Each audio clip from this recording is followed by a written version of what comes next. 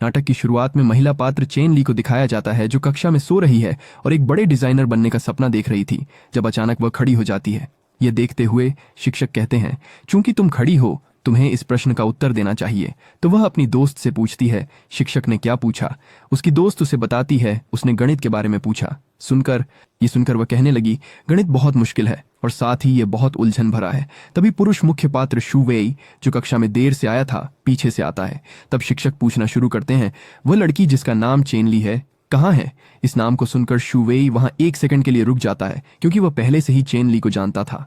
अब शिक्षक पूछते हैं, तुम कहाँ हो चेन ली, बाहर आओ। तो वह टोपी पहनकर सर के सामने खड़ी हो जाती है। शिक्षक कहते हैं, अपनी टोपी उतारो। तो वह अपनी टोपी को अपने चेहरे के ऊपर उठाती है और फिर शिक्षक कहते हैं, हाँ, तुमने गणित के बारे में बिल्कुल सही कहा। सर अपना लेक्चर देकर चले जाते हैं, लेकिन जैसे ही चेन ली क्लास से बाहर आती है, शू वेई भी उसका पीछा करता है। उसे देखकर वह कहती है, तुम मेरा पीछा क्यों कर रहे हो? मैंने फ्लू, तुम्हें भी फ्लू हो जाएगा। तो वह कहता है, मुझे कोई फर्क नहीं पड़ता, तुमने मुझे विदाई क्यों नहीं दी जाने से पहले? आखिरकार 2 साल और 6 महीने बाद मैंने तुम्हें देखा। तो वह वहां से भागने लगती है, लेकिन सामने एक पेड़ है। तो जब भी वह वहां से भागने की कोशिश करती है, शू वेई हर बार उसे पकड़ लेता है, लेकिन वह भाग जाती है और आखिरकार अपने डॉर्मेट्री तक पहुंच जाती है। अब जहां भी वह अपने दोस्तों के साथ खा रही है, वहां से भी उसे भागना पड़ता है जैसे ही शू वेई वहां आता है। जब वह अपनी दोस्त के साथ जा रही होती है, तो वह वहां से भी भाग जाती है, क्योंकि शू वेई सामने खड़ा होता है। लेकिन शू वेई उसे पकड़ लेता है और कहता है, तुम मुझसे इस तरह कब तक भागती रहोगी?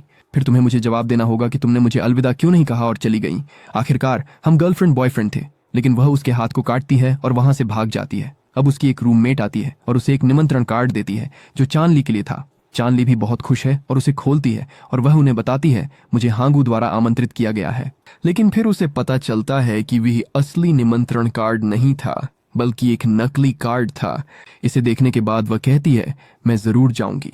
इसके बाद जब वह हैंग ग्रुप जाती है, तो गार्ड को यह नहीं पता चलता कि कार्ड नकली है। शू वेई वहां अपने पिताजी के साथ आ रहा है।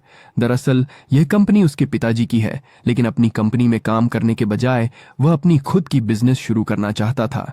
फिर वह चेन ली को वहां देखता है। चेन ली वहां की चीजों के बारे में लोगों को बहुत अच्छे से समझा रही है। लोग भी बहुत प्रभावित होते हैं और सोचते हैं, तुम हर चीज का एक एक विवरण जानती हो। अब जब वे लोग चले जाते हैं, तो वह छुपकर उन चीजों के वीडियो बना रही है और शू वेई भी पीछे से उसके वीडियो बना रहा है, ताकि उसे ब्लैकमेल कर सके।